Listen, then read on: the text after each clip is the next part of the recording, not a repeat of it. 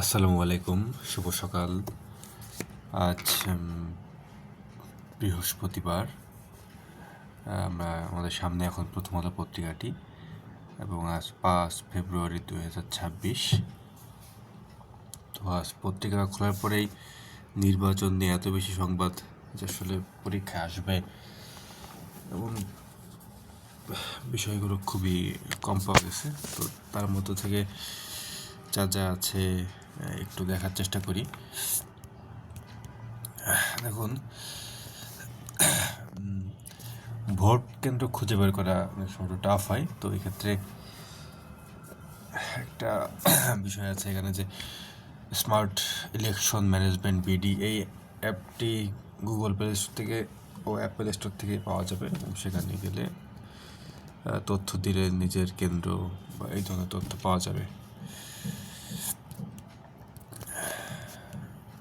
দেখি আর কোন বিষয় আছে।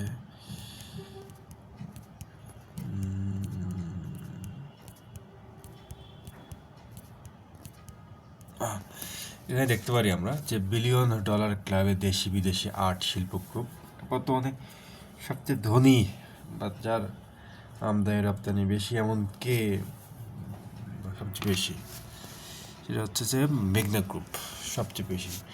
এখন ইন্টারেস্টিংভাবে দেখা যাচ্ছে যে আগে তো এই তালিকায় থাকতো বসুন্ধরা গ্রুপ, এখন কিন্তু তাদের দেখা যাচ্ছে না।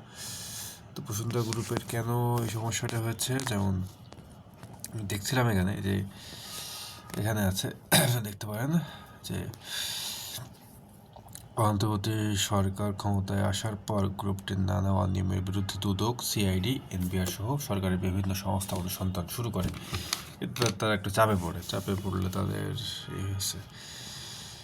আর যদি বলি মেঘনা গ্রুপ সবচেয়ে বড় গ্রুপ, এই গ্রুপে আসলে কি আছে? এই গ্রুপটি ভোগ্যপণ্য, সিমেন্ট, জাহাজ ও রাসায়নিক সহ বিভিন্ন খাতে ব্যবসা পরিচালনা করে। দেখতে পারি যে স্পেস এক্সের কোম্পানি মালিক, $800 বিলিয়ন মাইল ফলকে ইলন মাস্ক।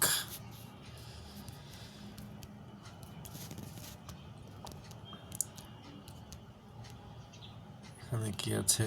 একটা আন্তর্জাতিক পাতায় আমরা নজর দিতে পারি। যুদ্ধবিরতির পরও গাজার স্বাস্থ্য খাত তীব্র সংকটে। বলা হচ্ছে যে গাজায় প্রয়োজনের মাত্র 52% ওষুধ পাওয়া যাচ্ছে। গুরুতর অসুস্থ 62% রোগী নিয়মিত ওষুধ পাচ্ছেন না। এটা খুবই দুঃখজনক বিষয়। আসলে এই পরিস্থিতিগুলো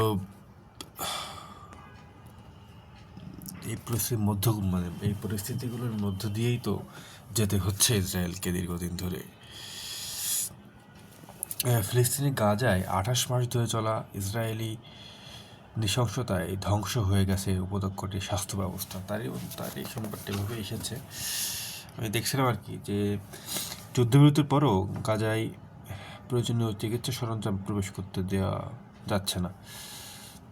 পারছে না, কারণ উপত্যকাটি রাফা সীমান্ত বন্ধ করে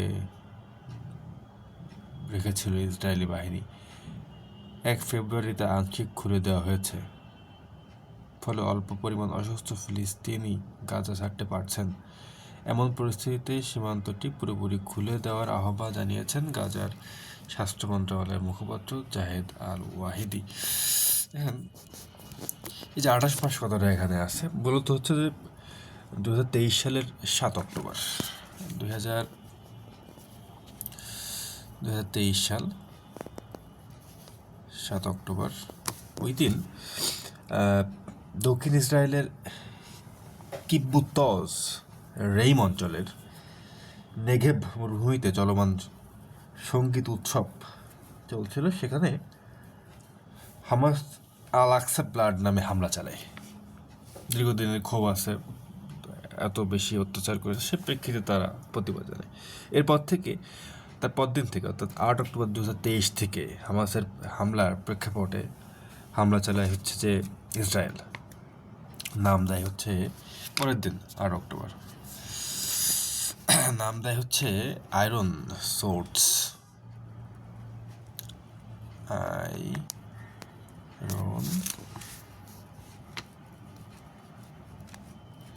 সোর্স। এরপর থেকে আসলে যুদ্ধ চলমান, যুদ্ধ আছে।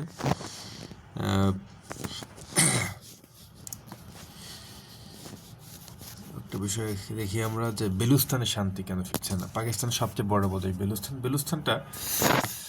বেলুস্তান আছে হচ্ছে ইরানের সাইডে আছে, আফগানিস্তানের সাইডে আছে, পাকিস্তানের সাইডে আছে, এই মোটামুটি এটা মাঝখানে বেলুস্তান।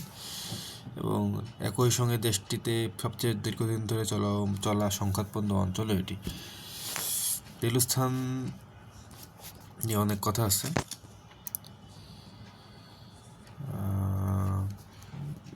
বেলুস্তানের বিক্ষোভ কেন হয় একটা ব্যাখ্যা এখানে দেওয়া আছে যে